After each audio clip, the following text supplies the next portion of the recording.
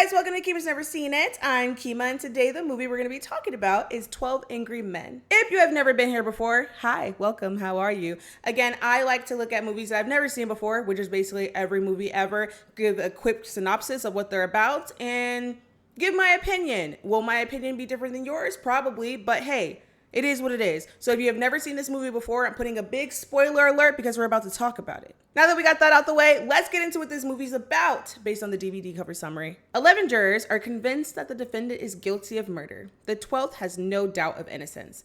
How can this one man steer the others towards the same conclusion?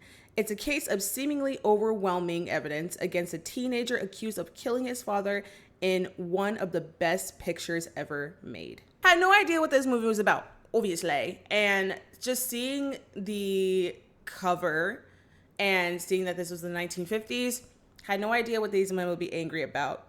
But let's get into what's going on. So to start off with the movie, we're in a courtroom and it looks like there is a younger man who's on trial. We're not too sure what it is for yet, but they send all of the jurors to this room so that they can go deliberate. And again, it's 12 men. They get all settled in the room, and this hot ass room, mind you, like the fan didn't turn on. They opened up the windows, but like they kind of get stuck, so they gotta push them up. So they're in this hot ass room, and they're basically just like, let's vote and get this over with. There's one of them who's just like, oh, I got baseball tickets, so let's hurry up and get this vote out so we can get out of here.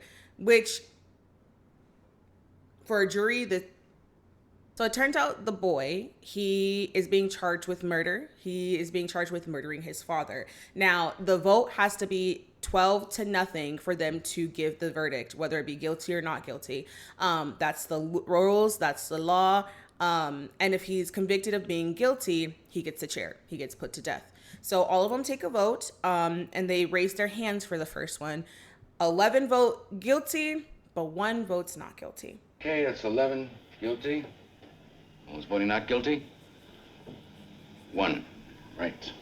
So the man who votes not guilty, he just has doubt and he wants to talk more. He wants to talk more about the case, more about the evidence, and just see what conclusion they can get into. Like I said, this is an 18-year-old guy, and he's being charged with murdering his father. From me hearing that, it sounds just straight off the top to me, sounds like a self-defense case. It sounds like he didn't just kill his father. It sounds like there was something going on in self-defense. That's what I would first think, but I wasn't in the courtroom and I didn't hear all the evidence. But then shortly after I have that thought, they say that this boy has been like abused his whole life by his father. Like his father's always hitting him.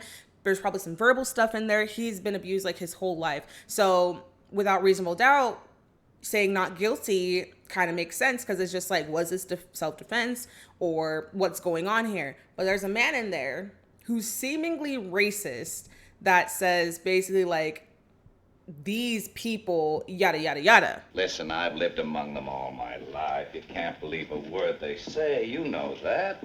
I mean, they're born liars. Only an ignorant man can believe that. But then there's an older man. He probably looks like the oldest one in the room. Basically calls him a bitch. He's just like, first of all, how are you going to say that they're born liars? Were you born like this? Were you born like that? Da, da, da, da, da. He called him a bitch. So he sat down. And again, they still have to talk more about it. I have little nicknames for all these people because they didn't give their actual names. So just based off their demeanor and how they look, that's how I would describe them. So I hope you can keep up because I can't with myself. But they decide to go around the table and basically everyone state why they think this way. So again, it's 11 guilty, 1 not guilty. They start off with the first guy. He's juror number 1. And I say that he's like a timid looking kind of guy with glasses.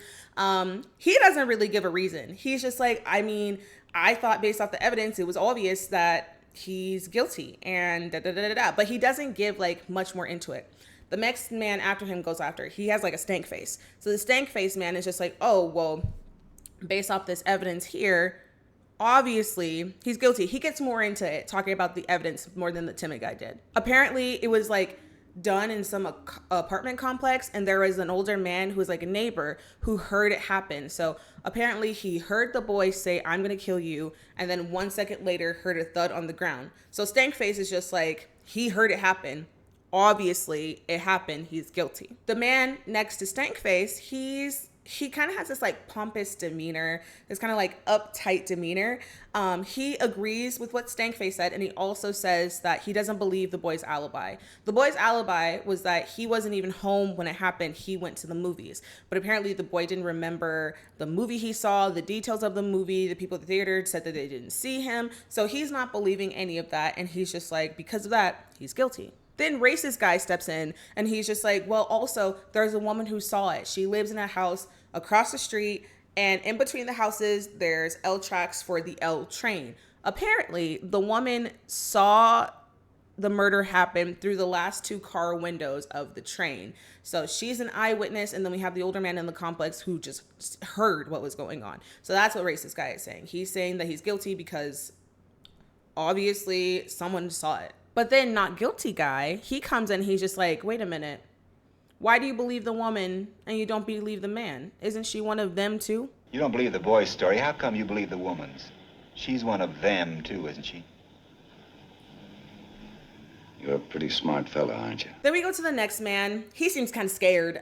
He's man number 5, and he just wants to skip. He doesn't even want to answer right now, so we'll just come back to him. The man after that, he brings up motive of why he could have killed his father, because again, he's been abused by his father. He's been, not great living circumstances, it seems like. So the motive for him to kill his father makes sense.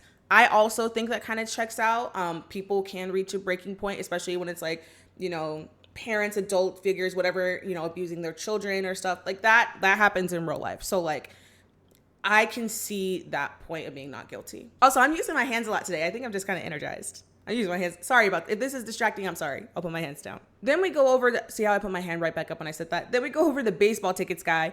And he said that apparently the boy, his track record isn't that good. He's been caught for like carjacking. He's been caught for knife fights, like the switchblades, like West Side Story style. And he just believes that he could be guilty because he already has a record. He has a past. And again, racist guys going on and on and on and on, talking about, people from the slums, they're nothing, and they're just meant to be bad people, and da da da da da. And then we go back to guy number 5, the guy who is like kind of scared to answer. He's just like, crazy, because I was also born in those kind of slums, and I'm here with you. So what you trying to say? Which I was like, period. Tell him. Because again, it's just like prejudice and just seemingly racist to be like, oh, he's one of them, so of course he did it, he's bad. They're all bad. We know the tones. Then the stabbing is brought up into question. Apparently, the boy, the man, the guy, he bought the knife that night, the night of the murder. But he's saying that it actually fell out of his pocket, so he never had it. He never had the knife, and he didn't do it.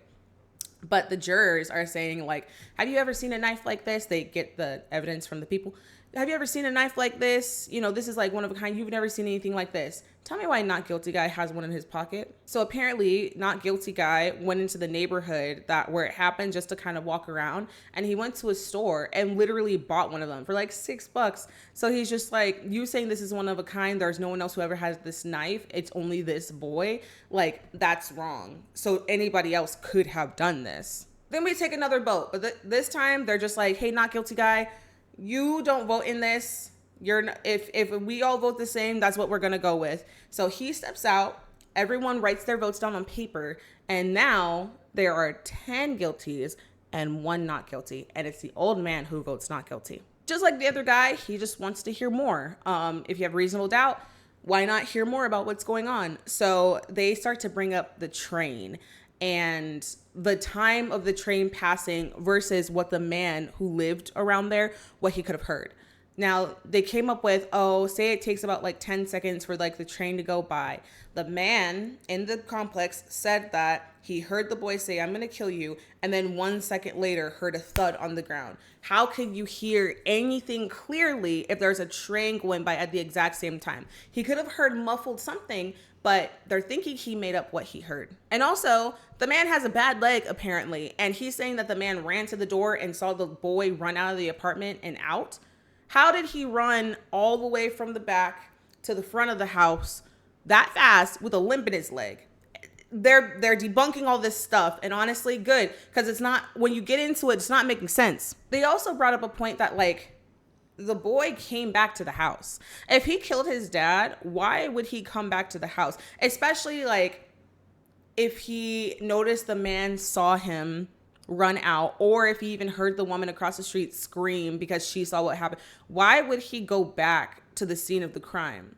They said maybe just to get the knife, to take the evidence, but it's just like, if he knows that someone saw him or even has a sense of someone saw him, he would try to escape. He would try to leave. Why would he come back? And again, it's hot as hell in that room. They are sweating for their lives, sweating profusely, except for Pompous Guy.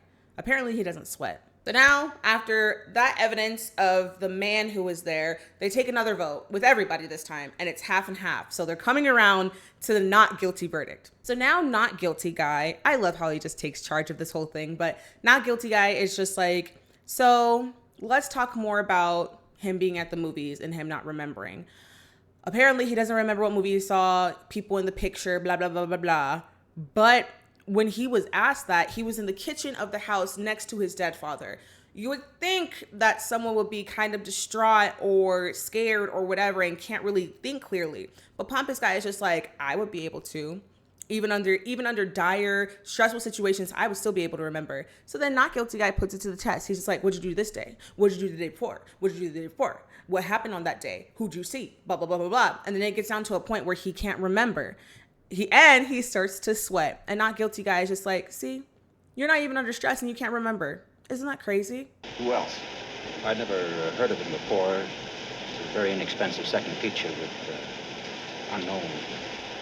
And you weren't under an emotional stress, were you? Now we're going to go to timid guy. He's bringing up how he was stabbed. So again, it was used with like a switchblade, but apparently how the father was stabbed, he was like stabbed down in the chest. The dad was like 6'2", and then the son was like 5'7". No, yes, 5'7" or something like that. There's a height difference. They're saying that, well, if he's been arrested or caught with switchblades before, there's no way he would make a mistake of having it of the normal flick out versus switching it around to stab down. He wouldn't do that. He never use it like this. See, you lose too much time switching hands. So far, all the evidence that they have is being proven or at least steered away from the original point. So they're just like, this isn't right. Why they didn't say that in the courtroom? Hey, I don't know. They're not lawyers, but like, this isn't right. So now they take another vote, and it's 9-3 in favor of not guilty. So 9 not guilty, 3 guilty. And then here comes racist dude doing this whole big old rant. He does this whole rant again, just talking about those people. They're only good for this. They're bad people. They're all bad. They're all liars. They're all this. They're all that. You saw this kid just like I did. You're not going to tell me you believe that phony story about losing the knife and that business about being at the movies? And then they all just get tired of it, and they get it from the table, turn their backs on him, and he finally just like winds down. And not guilty guy is just like, see, sometimes it's so hard to let go of your own personal prejudice, but that shouldn't influence what we're doing here. So then after that, honestly, I think racist guy was kind of like thrown out. So his doesn't matter because, again, he has personal prejudice. So his vote doesn't really matter. Pompous guy comes back and he starts bringing up the woman who actually saw it happen. And as he's explaining the story, he's just like, oh, she was in bed, tossing and turning. She couldn't sleep that night. And then at one point she like turned over, looked out the windows of the L train and saw the boy stab his father. And she screamed, blah, blah, blah. As he's explaining this, I wish I had my glasses in here. I only have these fake ones. Hold on. These are all dirty. As he's explaining it, he like takes his glasses off and he's rubbing his nose because like they've been in there for a long time. These are dirty. They've been in there for a long time. So they're kind of just like winding down. And then old man looks at him and he's just like, those marks on your nose, do you only get those when you wear glasses? Pompous guy says yes, because what happened here, you know? And then the old man is just like, the woman had those exact same indents in her nose in the courtroom, but she wasn't wearing glasses in there. What does that mean? The woman who testified that she saw the killing had those same marks on the sides of her nose. This means how, obviously she wears glasses. She wears glasses. How could she see what happened if she's in bed sleep? She's not sleeping with glasses on. No, I don't know anybody who sleeps with glasses on. And if you do, unless it's like an accidental nap, But anyway, she doesn't sleep with glasses on.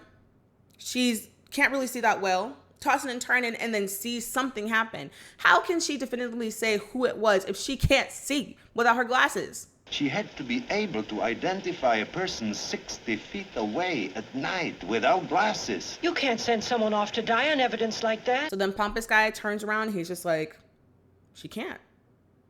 You're right. So now the only person left is Stankface. And he's just like, he has to be guilty because of this. And there's no way he's not guilty. But he gets worn down and he finally says not guilty. So now the verdict is not guilty.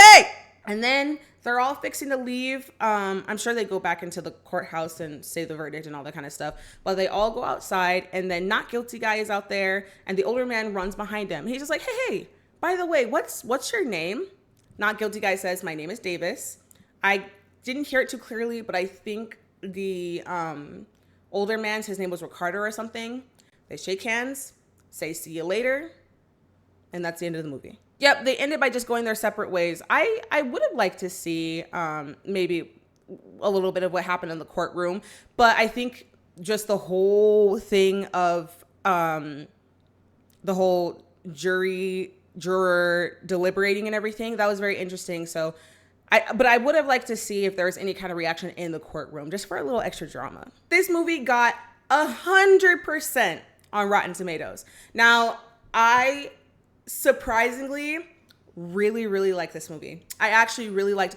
I think it wasn't a long movie. It was like an hour and a half, so it's pretty short, and it kind of gets to the point, and it does touch on a lot of things, and a lot of things that I think throughout time in court hearings and things like that have been adjusted, because again, with having like personal biases, people not really really thinking logically about evidence and could this happen, could that happen, things like that have probably been changed throughout time, because if you just go with a plain, oh, well, they gave evidence for this, obviously it has to be this. Like, no, like dig deeper, look deeper into it, like talk about it. I think this movie did a great job of that, 100%. Again, I've said this before when I reviewed what was it? The Batman Begins. Go check out that video if you haven't. I don't know what goes into a perfect score of a movie. I haven't been hired to be a movie critic. Maybe that's in my future. I haven't been hired to be a movie critic, so I can't tell you what makes a 100% score. I will say I would put this movie in the 80 or 90 range. This was a good movie. But now that's the end of my video, and thank you so much for tuning in this week to come and check it out. If there's something you agree with, don't agree with, you want to say how good I did, or you have any movie suggestions for movies I could watch in the future, go ahead and let me know down in the comments. Don't forget to like, subscribe, share, comment, tell everybody you know about my channel. Still out here, still making these videos, guys. And I have been getting a lot of suggestions on TikTok, as well for movies. So again, don't be afraid. Let me know. On social media, you can find me at Kima's Never Seen It on Instagram and TikTok. Again, you can go to those pieces of social media to suggest movies, or on Blue Sky at That's Kima J. But that's it for this week's video, guys, and I will see you back here next Thursday. Bye.